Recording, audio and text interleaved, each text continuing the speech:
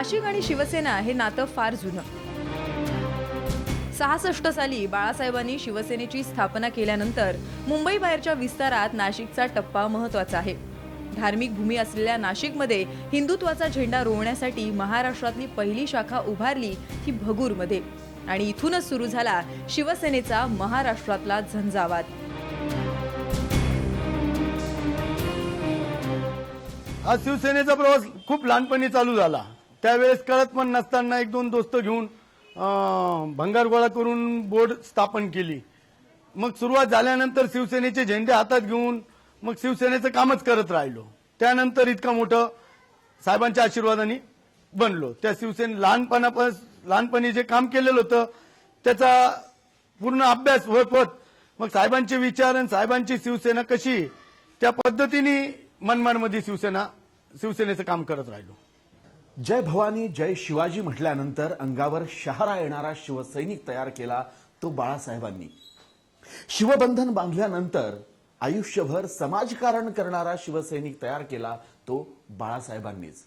अगदी त्यांच्या मृत्यूनंतर त्यांना देवत्व प्रदान करणारा शिवसैनिकही तयार केला तो बाळासाहेबांनीच. बाळासाहेब आणि मासाहेबांचं भारतातील हे एकमेव मंदिर. बाळासाहेबांना देवत्व देणारा कट्टर शिवसैनिक महाराष्ट्रातल्या कानाकोपऱ्यात मराठी अस्मिता आणि हिंदुत्वाचा झेंडा रोवून आहे. आणि त्याच जोरावर शिवसेना आज 50व्या वर्षात पदार्पण करते. तळागाळात शिवसेनेचा विस्तार झाला तो त्यांच्या शाखा आणि शिवसैनिकांच्या जोरावर. एक मजबूत संघटन काय असतं ते त्यामुळेच पाहायला मिळालं.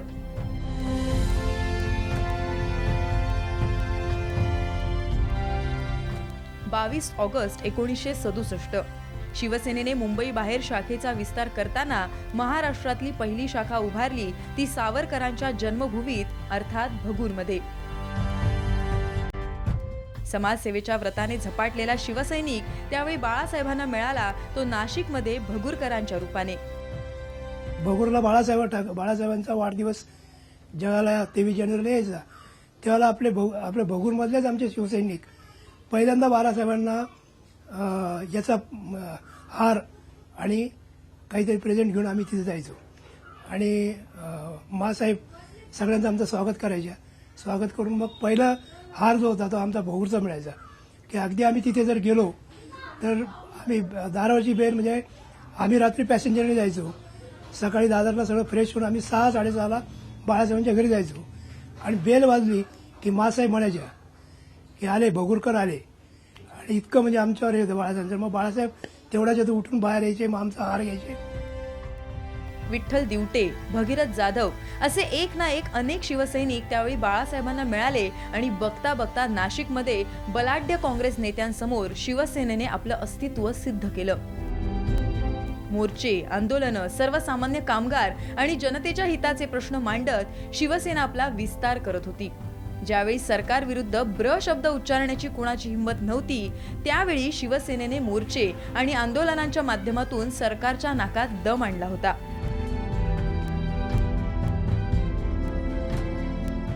शिवसेना प्रमुखांच्या विचारामध्ये एवढी मोठी ताकद होती आणि अनेक कार्यकर्त्यांची होळी झालेली याच्यात. ही शिवसेनेच्या जडणघडणीमध्ये अनेक शिवसैनिक चिखलमासाच्या याच्यात हे शिवसेना उभी राहिलेली आहे.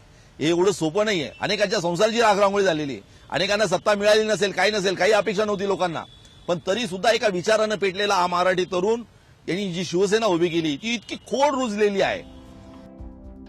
अगदी तळागाळातल्या धडाडीच्या कार्यकर्त्याला जबाबदारी दे शिवसेनेने त्याला मोठं केलं. सामान्य शिवसैनिकापासून ते आमदार, खासदार, मंत्र्यांपर्यंतचा प्रवास केवळ शिवसेनेने दाखवला.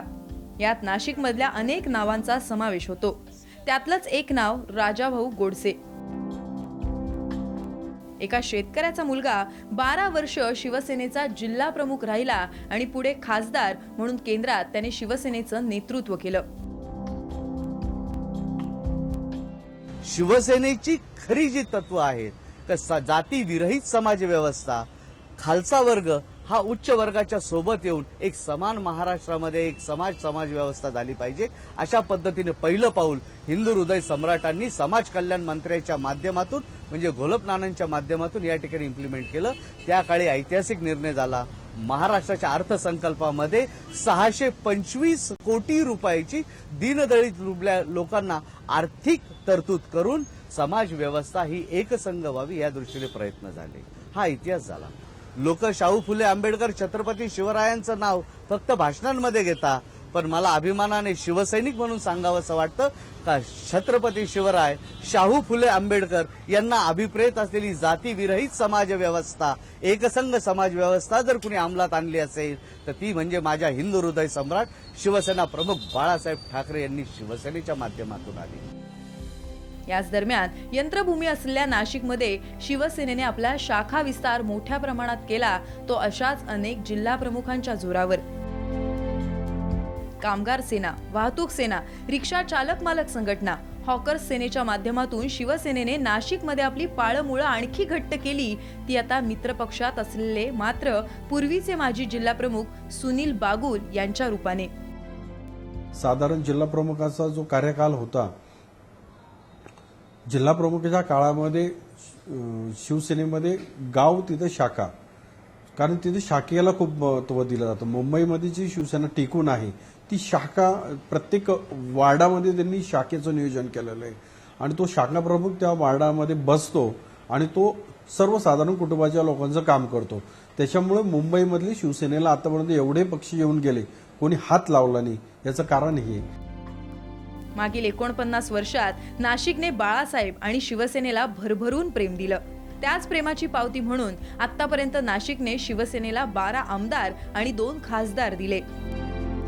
त्यातलेच एक पूर्वीचे शिवसैनिक असलेल्या छगन भुजबळांना मात देत दिल्लीत सेनेचा झेंडा रोवणारे विद्यमान खासदार हेमंत गोडसे. अगोदर मुंबईला ज्या दंगल व्हायच्या आणि त्यावेळेस खऱ्या अर्थानं हिंदुत्व लावून हिंदुत्वाच्या रक्षणासाठी शिवसेना प्रमुख कायम जनतेबरोबर होते.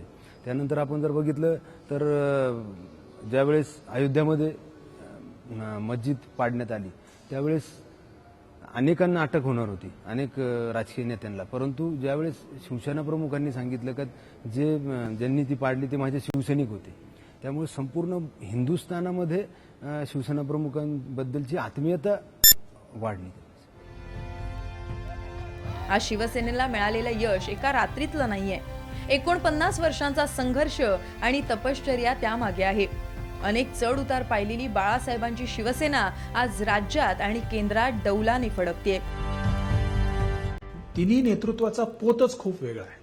म्हणजे बाळासाहेब ठाकरे हे एक उत्स्फूर्त नेतृत्व होतं, जे मोठमोठ्या लाखांच्या सभा करणारं, लोकांना आपल्या म्हणजे वक्तृत्वाच्या शैलीनं वक्तृत्वावरती हिंदोळ्यावर असं झुलायला लावणारं, लोकांना जल्लोषाचं असं पद्धतीची एक स्पॉन्टेनिटी ज्याला म्हणतो आपण, ती बाळासाहेबांच्या सगळ्या नेतृत्वामध्ये होती.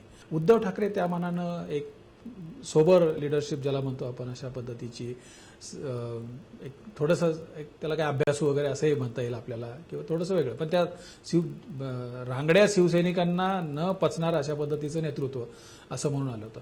परंतु आपण पाहिलं की हे थोडंसं त्या पठडीतून बाहेरचं जरी नेतृत्व असेल तरी त्यांनी थेट इतक्या मोठ्या लाटेमध्ये मोदींना किंवा अमित शहांना अंगावर घेण्या इतपत धाडस दाखवलं. आणि मग राजकीय जाणकारांपासून तर सामान्य माणसांपर्यंत हे वाटायला जरी जर थोडंसं मिळमिळीत नेतृत्व भासत असलं तरी ते आतून खूप कठोर आहे, हेच याचा आपण प्रत्यय दिला.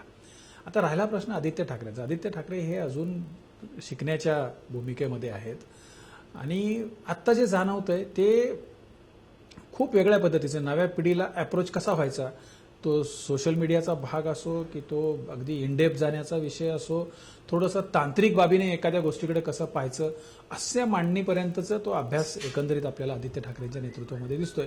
पण या तिन्ही नेतृत्वांचा पोत वेगळा आहे. पोत जरी वेगळा असला तरी परिणाम मात्र एकच आहे असं म्हणता येईल आपल्याला.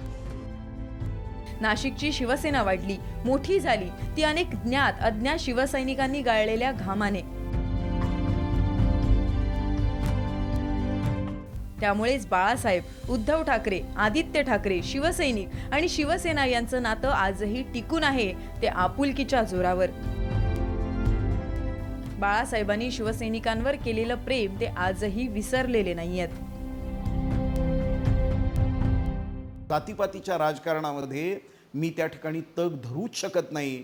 हे आजचं महाराष्ट्राचं जातीय वास्तव आहे आणि या जातीय वास्तवाला जर छेद द्यायचा असेल, सगळा बहुजन समाज, खऱ्या अर्थानं जो बहुजन आहे, खेड्यापाड्यातल्या सरंजामशाहीमध्ये जो उपेक्षित राहिलेला आहे, असा जर सगळा बहुजन समाज जर महाराष्ट्राच्या कल्याणासाठी पुन्हा एकदा कार्यरत करायचा असेल तर एव्हाना सगळे राजकीय पक्ष निरुपयोगी झालेले आहेत. आता इथून पुढे महाराष्ट्राचा राजकीय पक्ष हा फक्त शिवसेना, शिवसेना आणि शिवसेनाच असू शकेल. याचं कारण बाळासाहेबांनी एक प्रवाहीपणाचा वारसा हा शिवसेनेला दिलेला आहे. शिवसैनिक आणि शाखा या जोरावर शिवसेनेचा वटवृक्ष आजही उभा आहे. या दरम्यान अनेक वेळा या वटवृक्षाची पानं झडली, नवी पालवीही फुटली. मात्र हिंदुत्व आणि मराठी अस्मिता जपत हा वटवृक्ष आज 50व्या वर्षात पदार्पण करतोय. कॅमेरामॅन लोकेश माळीसह जयरामपुरी, साम टीव्ही, नाशिक.